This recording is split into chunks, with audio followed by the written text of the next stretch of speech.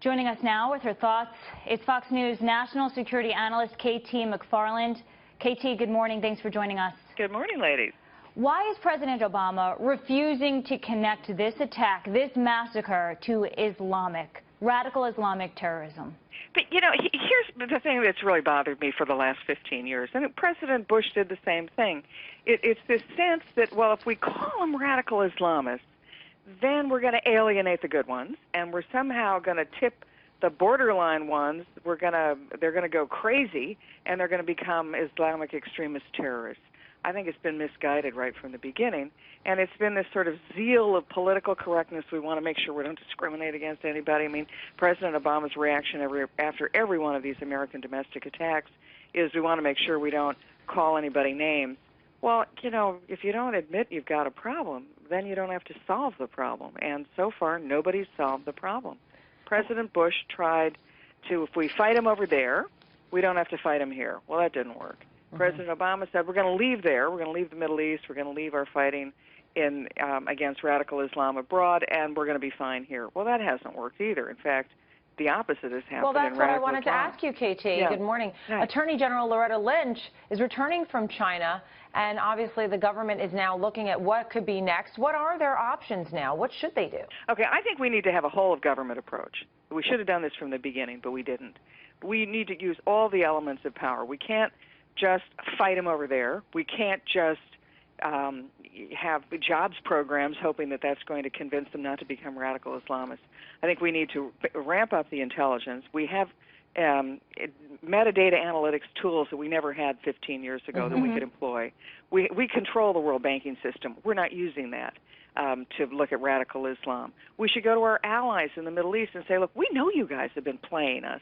We know that you've been pretending to cooperate with us, but at the same time, out of the back door, you've been funneling money to radical Islamist groups. You guys stop that now, or when radical Islam comes for you, which they will, we are not going to lift a finger to help you. I mean, I think we need to have an ideological component. We fought and won the Cold War in part because we won the argument. We're not using that. We're treating all cultures as the same. We're not calling radical Islam what it is. We're not calling out the violence and extremism and anti-gay and anti-women rhetoric of them. So I think that, again, we could do this, but we've just chosen not to. And in this case, KT, this shooter was born right here in New York. Yeah. Here's the big problem with that.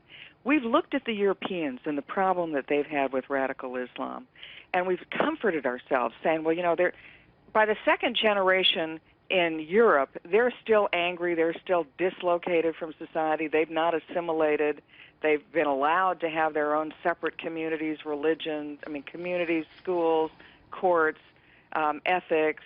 They haven't had to play in the bigger European culture. And we've always comforted ourselves by saying, well, the second generation of American immigrants, they're at the mall. You know, they're worried about girlfriends. They're not worried about radical Islam. And what this represents is the second generation in America is now like that second generation in Europe. And that opens up a whole new area of a threat in-house. Right.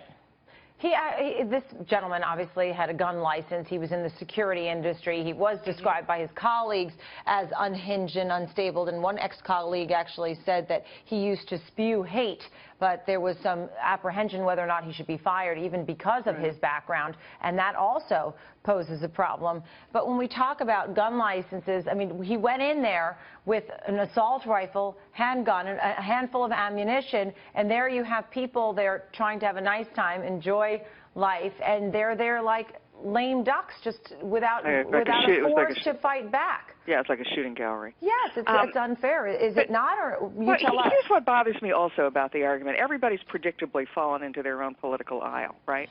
President Obama said this is a gun control problem. The right has said, look, you're not facing up to radical Islam. I think that they're both problems. Why was this guy not reported? Why was somebody did not say, gosh, this guy's really acting a little loony. Doesn't somebody want to take a second look? Why did, when the FBI had him in their clutches, why did they release him? I mean, the profile fits a terrorist behavior profile. And then on the other hand, why did he have weapons? I think we should go to the NRA and say, look, you guys want to fight radical Islam as much as we do.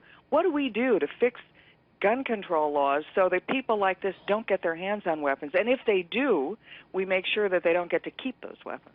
And KT, this was also a hate crime. You bet it's a hate crime. We haven't really spoken about that much in the past couple of minutes, that Omar Mateen went in to kill gay people. His dad said he was very uncomfortable with that. Yeah, and there's an imam in Florida who says they have the right to do it. In fact, they have the responsibility to kill gays.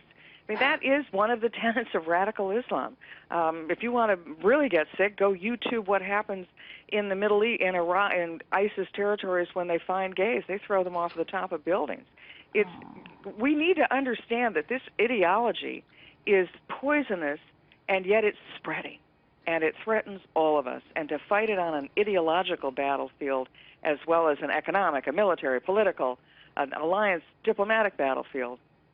Right. KT, we're one people, race, religion, ethnicity, sexual orientation, from coast to coast. We are all Americans. And so now in the near term, all Americans are on high alert, soft targets and the like. Your thoughts? I think it only gets worse. And here's why. Once radical Islam jumps over the barrier and now has been able to leapfrog over national borders and reach into our societies to recruit and radicalize, the next step in this is going to be an online radical university. In other words, if somebody wants to make a bomb, right now they're just going to the internet and trying to figure it out through an article. What happens if they have an ability to meet a bomb maker who's sitting in Yemen, who's showing them, no, you should do it this way, and an interactive relationship? That's when it gets really lethal. KT McFarland, thank you very much. Fox Thank News you, ladies. National Security Analyst. Very powerful thoughts this morning. Thank you.